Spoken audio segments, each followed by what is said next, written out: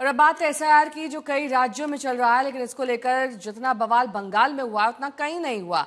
और इस विरोध को पश्चिम बंगाल की सीएम खुद लीड कर रही हैं। ममता बनर्जी इन दिनों दिल्ली में हैं, चुनाव आयोग से मिल चुकी हैं। इस बीच दिल्ली में ममता ने बंगाल की पुलिस बुला ली है। सुप्रीम कोर्ट ने भी ममता बनर्जी ने एसआईआर को देकर चुनौती दी है और इस बात की संभावना जताई कि ममता बनर्जी खुद अपनी पैरवी कर सकती हैं। वो वकील भी हैं। इस बीच बड़ी खबर बंगाल से ये है, ईडी ने बंगाल में कई जगहों पर छापेमारी की। इस वक्त की छापेमारी चल रही है। बंगाल में 12 जगहों पर ईडी की छापेमारी हो रही है। ये मामला भी कोयला खदान से जुड़ा है, लेकिन 8 जनवरी को कोलकाता में हुई छापेमारी से अलग है। तब ममता बनर्जी ने उसमें हस्तक्षेप किया था, लेकिन आज दूसरे कोयला खदान मामले को लेकर ईडी की टीम बंगाल में छापेमारी कर रही है। तस्वीरें आसनसोल की हैं।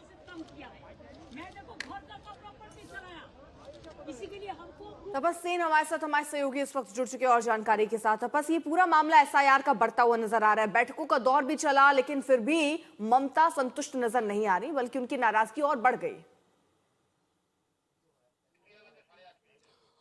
जी देखिए, जिस तरीके से एसआईआर का मामला तूल पकड़ता हुआ दिख रहा है और पिछले कुछ महीनों से जिस तरीके से एसआईआर मुद्दे को सामने रखते हुए ममता बनर्जी और इलेक्शन कमीशन आमने सामने नजर आ रहे थे, वो कहीं ना कहीं बढ़ता हुआ नजर आ रहा है। कल ज्ञानेश कुमार से ममता बनर्जी के बात होने के बावजूद भी तृणमूल कांग्रेस की ओर से कहा जा रहा है कि इलेक्शन कमीशन किसी भी सूरत पे उनकी बातों को मानने को तैयार नहीं है।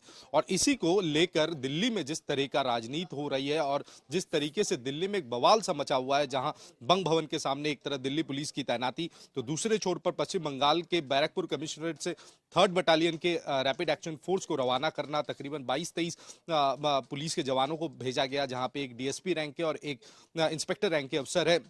रात को तकरीबन 1 बजे के फ्लाइट से वो दिल्ली पहुंचे और उसके बाद आज उनकी तैनाती होगी। सवाल यहां पे बड़ा ये उठ रहा है कि अगर जुरिस्डिक्शन दिल्ली पुलिस का है, तो फिर कोलकाता पश्चिम बंगाल से पुलिस ले जाने का मतलब क्या है? इसका अभी तक कोई स्पष्टीकरण अभी तक पुलिस की ओर से नहीं आया है। लेकिन सूत्रों के मुताबिक जो हमें पता चल रहा है कि जो एसआईआर के जो विक्टिम के जो परिजन हैं अलग अलग जगहों पर, चाहे वो हेली रोड हो या चाणक्यपुरी में हो, जहां वो रह रहे हैं, उन इलाकों में उनकी सुरक्षा व्यवस्था को सुनिश्चित करने के लिए इन तमाम फोर्स को वहां पे भेजा गया है। ममता बनर्जी आज भी दिल्ली में मौजूद है। आज वो अपने तमाम जो सांसद है उनसे शाम को आज मीटिंग करेंगी। वो चाय पे उनकी मीटिंग होगी, उनके तमाम जो कोर कमेटी के मेंबर हैं और साथ में जो सांसद है। और इसमें बहुत शुक्रिया इस तमाम जानकारी के लिए आपका। और कल जब ममता बनर्जी डेलीगेशन के साथ चुनाव आयोग दफ्तर पहुंची, तो अंदर क्या कुछ हुआ, देखिए इस रिपोर्ट के जरिए।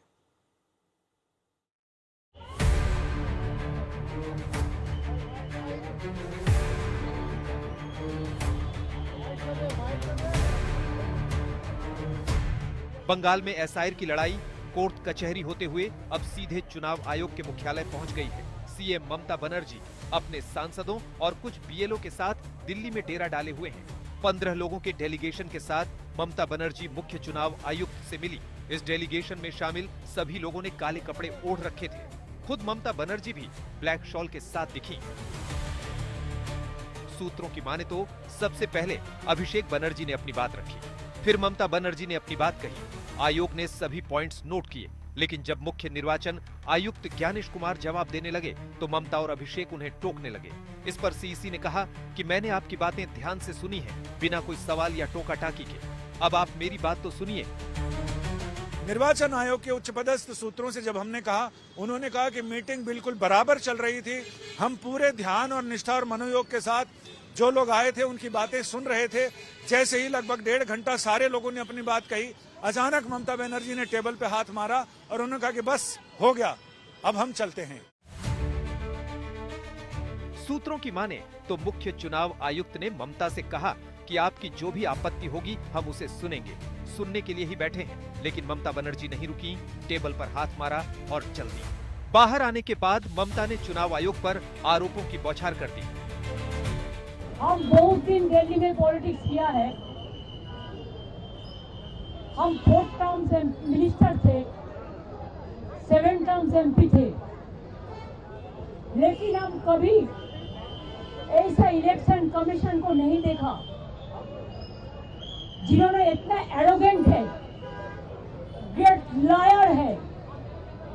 हम उनको कहा था कि आपको कुर्सी को रेस्पेक्ट करते हैं, because no chair is permanent for anybody. One day you have to go, but don't create this precedent. And only why Bengal is being targeted. लोकतंत्रों में इलेक्शन होता है, डेमोक्रेसी का फेस्टिवल। और आपने क्या किया? पहले 58 लाख लोगों को बांट दिया, निकाल दिया, और उनको आप डिफेंड भी करने नहीं दिया। ममता बनर्जी के डेलीगेशन ने 4 पन्नों का ज्ञापन मुख्य चुनाव आयुक्त को सौंपा, जिसमें 7 पॉइंट्स उठाए गए। पहला पॉइंट यह है कि जिन मतदाताओं के नाम 2002 वोटर लिस्ट से मेल खाते हैं, उनके नोटिस वापस लिया जाए। मामूली स्पेलिंग मिस्टेक वाले मतदाताओं को जारी नोटिस खत्म किए जाए। माइक्रो ऑब्जर्वर के अवैध हस्तक्षेप रोकिए। एसआईआर में जो कर्मचारी मारे गए, उसकी जिम्मेदारी चुनाव आयोग ले। गैर संवैधानिक कर्मियों को हटाया जाए। चुनाव कर्मियों की तैनाती की जानकारी पब्लिक डोमेन में रहे। पूरी तमाम कवायद का सार एक लाइन में सिमट आया जब अग्निकन्या ममता बनर्जी ने कहा चुनाव आयोग दलाल है, दलाल दलाल दलाल, और इनकी स्थिति भी जगदीप धनखड़ जैसी होने वाली है, इनको याद रखना चाहिए। चुनाव आयोग सूत्रों की माने तो बैठक के दौरान मुख्य चुनाव आयुक्त ने साफ किया कि कानून के अनुसार ही काम होगा। मुख्य चुनाव आयुक्त ने टीएमसी नेताओं के बयानों का भी जिक्र किया, जिसमें टीएमसी नेता चुनाव आयोग पर अपमानजनक टिप्पणियां करते हैं। उच्च पदस्थ सूत्रों का यह भी कहना है, तृणमूल कांग्रेस के सूत्रों का, उन्होंने अपने नाम से अर्जी इसलिए डाली है कि वो BALLB हैं, लिहाजा हो सकता है कि वो अपनी बहस वहां खुद करें, पेटिशनर इन पर्सन के तौर पर, यानी निजी मुकदमेबाज के तौर पर। अब ये देखना दिलचस्प होगा कि 6 तारीख के आसपास कंप्यूटर जनरेटेड कॉज लिस्ट में उनके केस की तारीख तय है, लेकिन अब 6 को आए, 5 को आए, 7 को आए, जब भी इस मामले की सुनवाई होगी तो मामला ऐतिहासिक और दिलचस्प तो होगा ही। कैमरामैन संजीव कुमार के साथ संजय शर्मा, दिल्ली, आज तक।